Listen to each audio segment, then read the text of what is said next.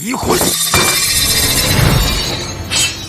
man tightly placed the iron ring around my head. A slight movement would result in me being killed by his weapon. My friends watched all of this, visibly worried, but the enemy just smiled, thinking he had everything under control. However, I didn't feel the slightest panic. I gently twisted the weapon in my hand. As I did, the steel ring around my head began to shift slightly. In an instant, the steel ring shattered. The enemy was shocked by this and immediately tried to attack me again, but this time, his attack backfired and hurt himself. I remained calm and told him that if he let go of his hatred, the steel ring on his head would loosen on its own. But he refused to listen to me, still struggling desperately, trying to break free from the iron-like constraint. But with each struggle, the ring tightened more and more. The pain eventually made him yield. He finally agreed to let go of his hatred, hoping to exchange his life for that single sliver of hope. At that moment, his true appearance was revealed. His face was covered with tattoos. I learned his name was Tom. Hundreds of years ago, it was his family's help that allowed the current royal family to ascend the throne. But the king did not repay them. Instead, he wiped out Tom's family and even marked their descendants with a symbol, exiling them to a deserted island.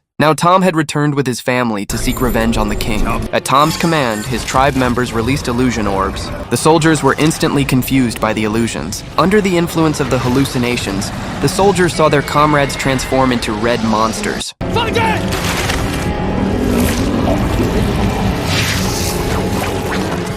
Chaos erupted. The soldiers grabbed their weapons and began attacking each other. Just then, Jerry, who was hiding nearby, suddenly remembered the staff. It was a magical item capable of dispelling all illusions. He rushed into danger, risking his life. Once he activated the staff, the illusions vanished instantly, and everyone returned to normal. But at that moment, black smoke began rising from the king's palace. A new crisis had arrived.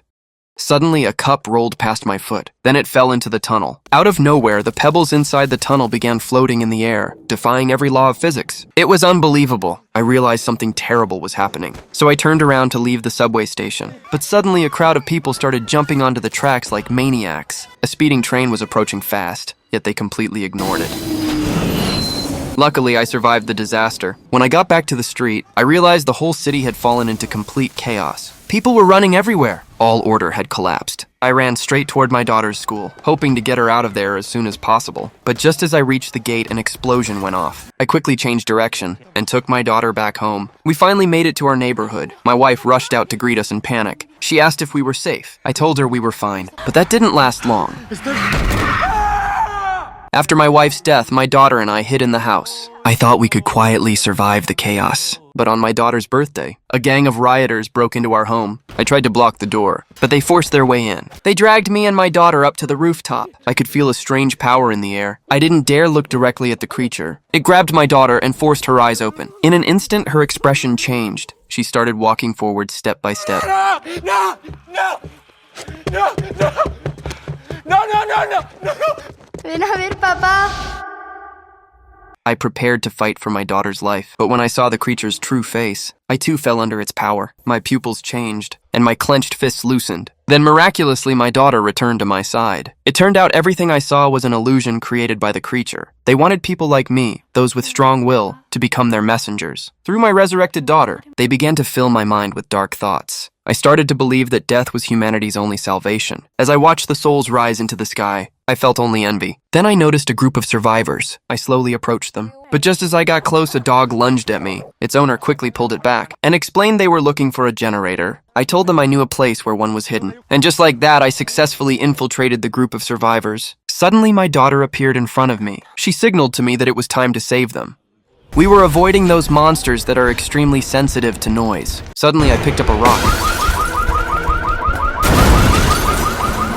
In an instant, all the monsters were attracted. I quickly hid with my companions. We made our way to an underground tunnel. We carefully descended the escalator. The monsters were still patrolling behind us. We could only slow our pace. Even our breathing had to be controlled. Fortunately, we found an underground exit. But suddenly,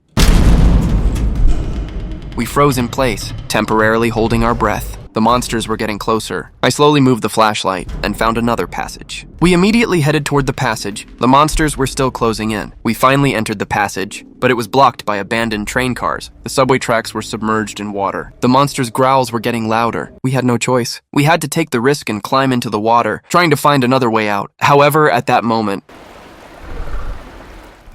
We put down the flashlight and continued forward, but the water here was getting deeper. It was already up to my shoulders. I could no longer control the fear inside me. I was about to cry out loud, but my companion comforted me in time.